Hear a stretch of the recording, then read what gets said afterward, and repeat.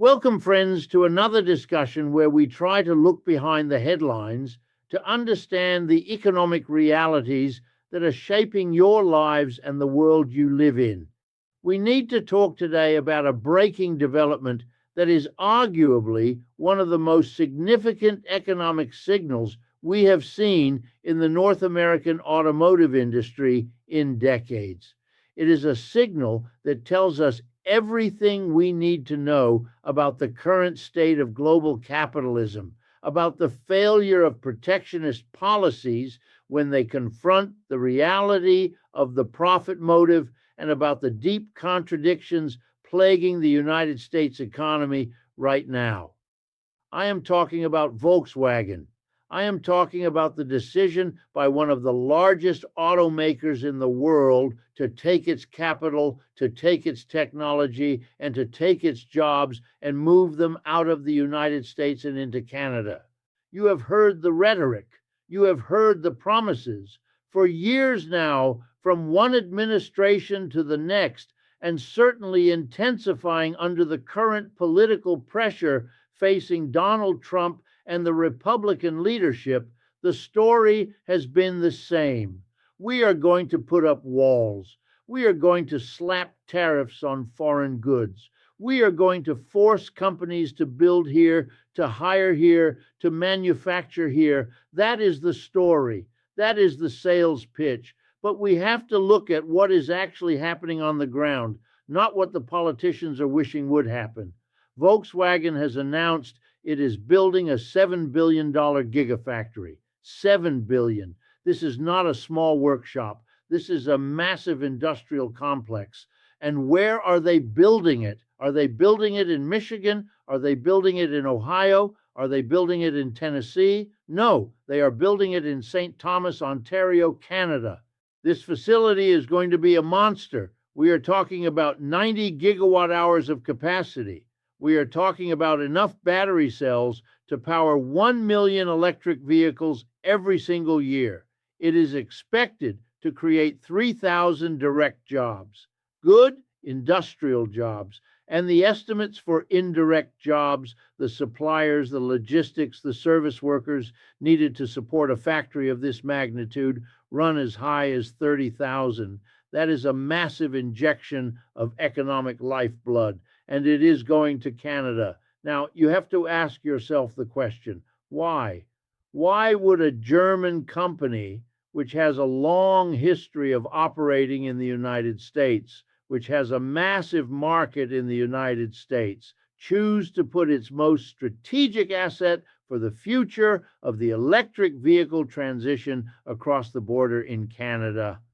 The answer is not a mystery. It is not a secret. It is the direct result of the economic policies being pursued in Washington. Reports indicate that Volkswagen had plans to build an Audi factory in the United States. They were ready to go, but those plans have been shelved. Why? Because the tariffs, the import duties on the materials and the components they need to build those cars have become a burden too heavy for the profit calculation to bear. We are looking at data that says Volkswagen faced $2.5 billion in tariff costs in the first 9 months of 2025 alone.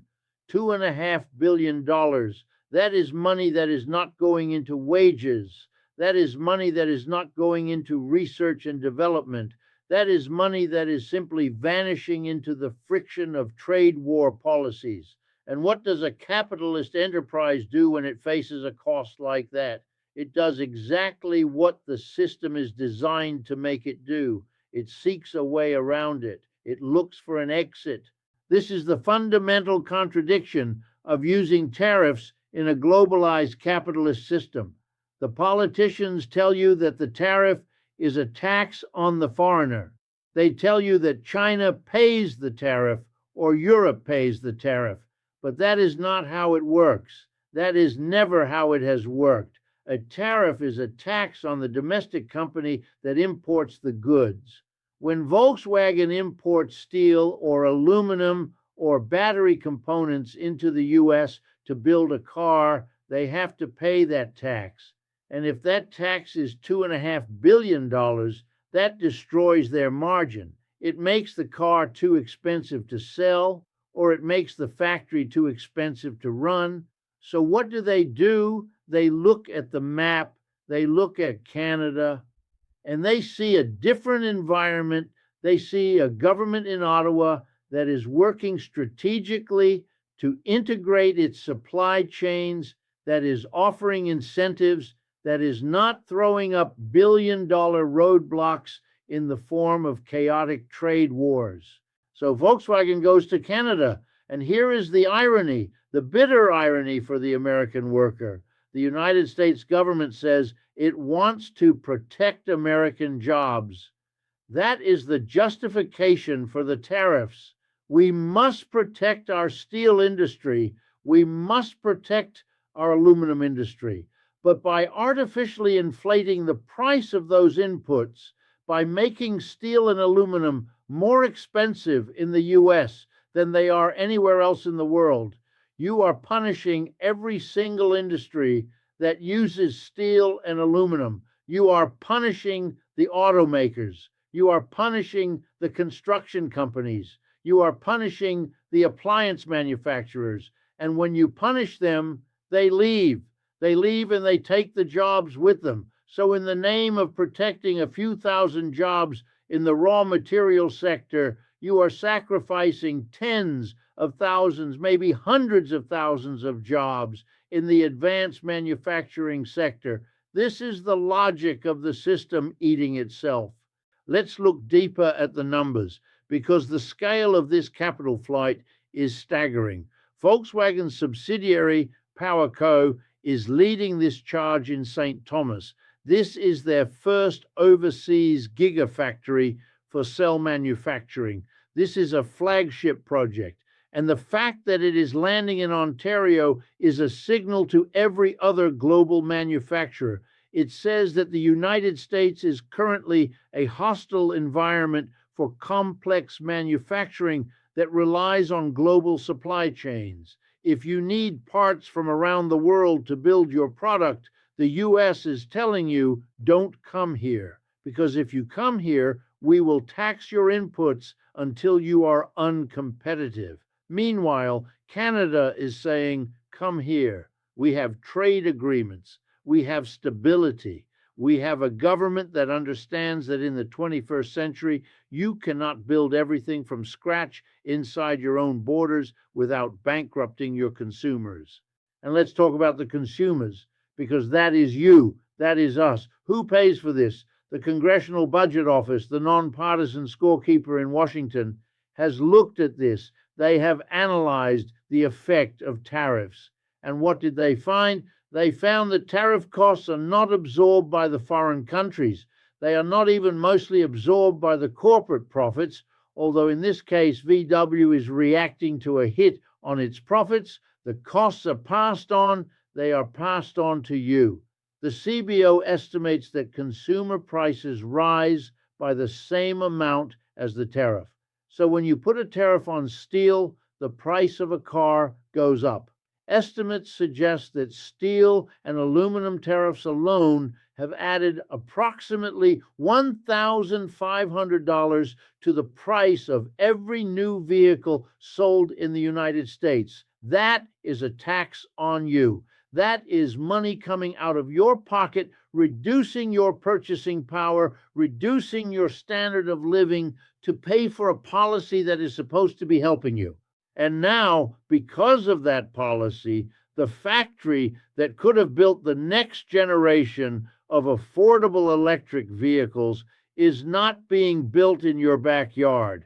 It is being built in Canada. The 3,000 people who would have had good union jobs at that plant in the US, they don't have those jobs. The 30,000 people who would have worked in the diners and the trucking companies and the suppliers around that plant, they don't have those jobs. Those jobs are in Ontario. and the cars that will be built there, they will likely be imported back into the United States. So you will still buy the Volkswagen, you will still send your money to the company, but the wages, the tax revenue, the economic development, that stays in Canada. This is a transfer of wealth. It is a transfer of potential, and it is being driven by a misunderstanding of how capitalism functions.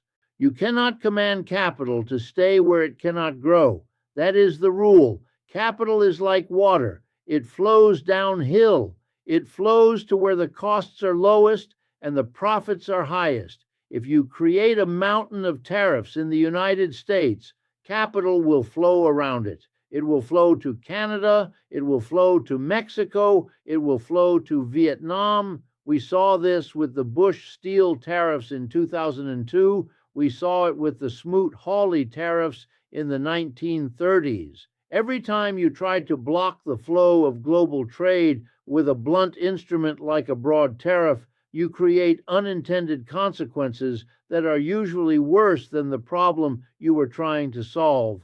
And right now, the problem is that the U.S. auto industry is being strangled by the very policies that claim to save it. Volkswagen has cut its 5-year investment budget. They used to plan on spending 180 billion euros. Now it is down to 165 billion. Why? Because the global economy is slowing down and because costs are rising. When a company like VW cuts its budget, it has to be more selective. It has to pick the winners and cut the losers. And right now, thanks to U.S. trade policy, the U.S. manufacturing sector is looking like a loser. It is looking like a place where it costs too much to do business. Not because wages are too high.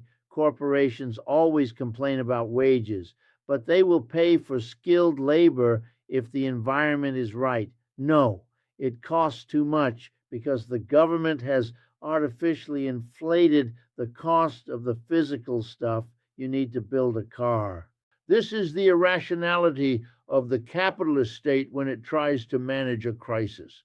The crisis is real. The U.S. working class has been decimated by 40 years of neoliberal globalization. That is true. Factories closed, jobs moved to China, communities were destroyed. That happened. And the anger that people feel about that is justified. But the solution being offered, this nationalistic protectionism, this idea that we can just tax our way back to prosperity by shutting out the world, is a fantasy. And it is a dangerous fantasy because it accelerates the decline. It doesn't reverse it. By making U.S. manufacturing uncompetitive, you don't bring the old jobs back. You just ensure that the new jobs, the jobs of the future, the green energy jobs, the EV battery jobs, go somewhere else. Look at what is happening with the Audi plant. That was going to be a high-end facility, high margins, high wages, advanced technology, gone, shelved. Why? Because the arithmetic didn't work. The tariff bill was $2.5 billion. For a company, that is not a political statement.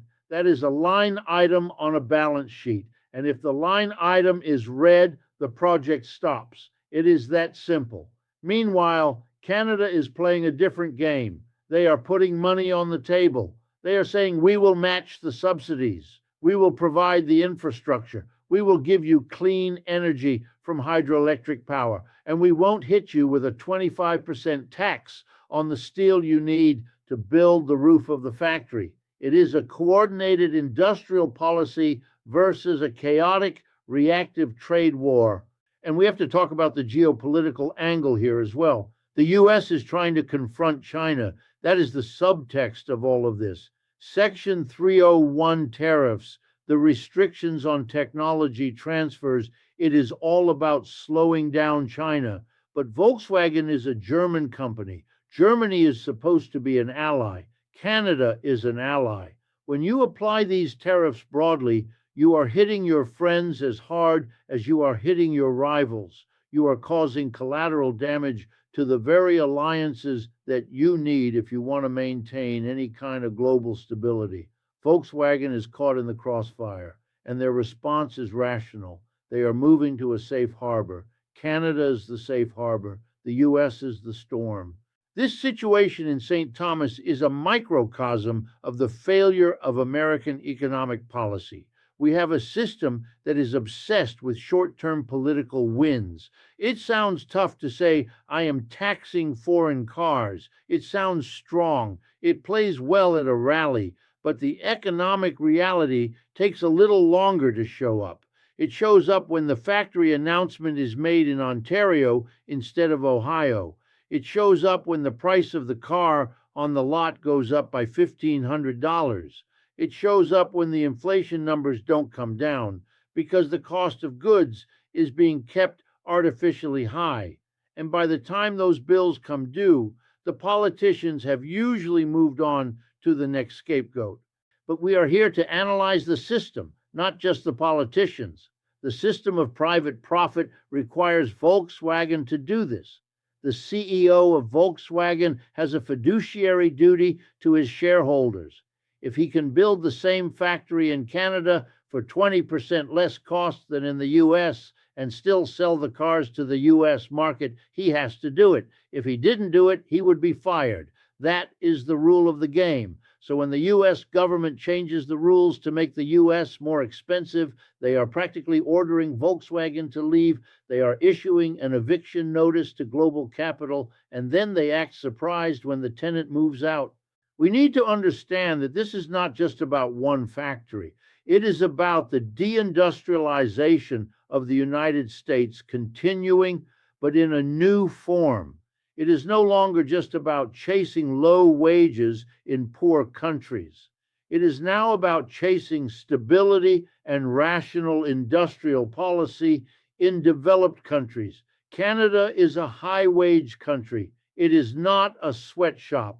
Workers in Ontario make good money. They have unions. They have health care. Volkswagen is not going there to exploit cheap labor. They are going there to escape the chaos of U.S. trade policy.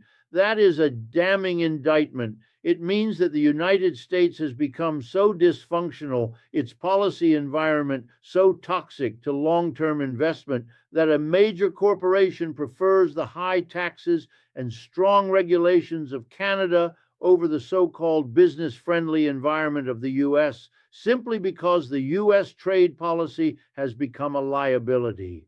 This $7 billion investment in St. Thomas is the largest automotive investment in Canadian history. It is a historic shift, and it is happening at the exact moment when the U.S. is desperate for exactly this kind of investment. We are told that we are in a green transition. We are told that we need to build millions of EVs to save the planet and save the economy, and yet the policy tools being used are driving the capacity to build those EVs across the border. It is a tragedy of errors. It is a demonstration of how a declining empire lashes out, trying to hold on to its power through force and walls, and in the process only speeds up its own isolation.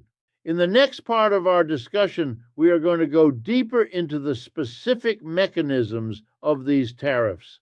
We are going to look at the history of the chicken tax, the history of the steel tariffs, and we are going to show you exactly how these policies have failed over and over again for the last century.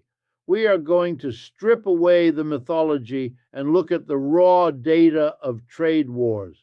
Because if you don't understand the history, you cannot understand why Volkswagen is packing its bags. But for now, let this sink in. $7 billion, 3,000 jobs, the future of the auto industry moved north, pushed out by the very hand that claimed to be protecting it. That is the reality of the U.S. economy today.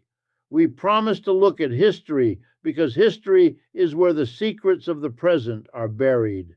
To understand why a $7 billion factory is being built in Ontario and not Ohio, you have to understand a little piece of legislation from 1963 known as the chicken tax.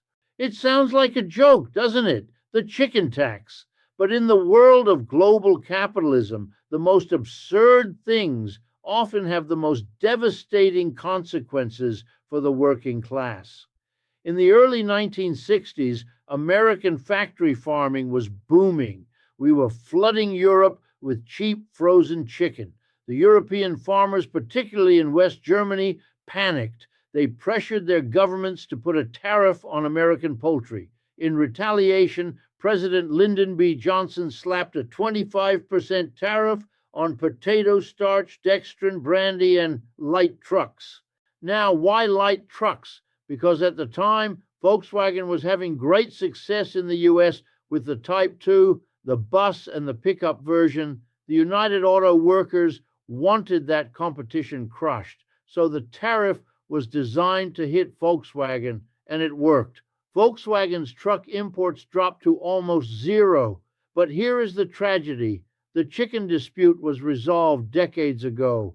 The brandy tariff is gone, the starch tariff is gone, but the 25% tax on light trucks remains to this day. What was the result? It created a protected sanctuary for the big three U.S. automakers. For 50 years, Ford, GM, and Chrysler could sell pickup trucks in the U.S. without facing serious foreign competition. They didn't have to innovate. They didn't have to be efficient. They simply had a government-enforced monopoly that allowed them to charge you, the American consumer, thousands of dollars more for a truck than anyone else in the world pays. It was a transfer of wealth from your pocket to the corporate balance sheets in Detroit. And what did they do with those profits? Did they invest in the future? No. They lobbied to keep the tax. This is the lesson we are seeing repeated with the steel tariffs and the battery tariffs today. Protectionism is a drug. The U.S. auto industry got addicted to the chicken tax, just as the steel industry is now addicted to the Trump-Biden tariffs. But there is a difference between 1963 and 2026. In 1963, the U.S. was the undisputed industrial king of the world. We could afford to be inefficient. We could afford to slap a tax on German vans and laugh about it. Today, the world is different. The center of gravity has shifted. When you put a tariff on the steel needed to build a factory or the lithium needed for a battery, you are not protecting American industry. You are suffocating it. You are raising the cost of production in the United States so high that global capital, which has no loyalty to any flag, only to the bottom line, simply packs up and leaves. That is what Volkswagen has done. They looked at the U.S., saw a landscape of chaotic tariffs and rising costs, and said, no, thank you. They went to Canada, where the government is interested in integration, not isolation. So the next time a politician tells you that a tariff is going to bring back jobs, remember the chicken tax. Remember that for 60 years, we protected the truck market, and yet the Rust Belt still rusted. Remember that protectionism is just another way for the system to pick winners and losers, and almost always the worker ends up the loser, paying higher prices for goods while the real productive jobs move across the border. The Volkswagen move is a warning. It is a siren blaring in the night. It tells us that you cannot build a healthy economy on walls and taxes. You build it on cooperation, on investment, and on a rational distribution of resources. Until we learn that lesson, we will continue to watch the factories close here and open somewhere else. That is the nature of the system, and that is why we have to understand it so we can change it. Thank you for joining us. I look forward to speaking with you again next time.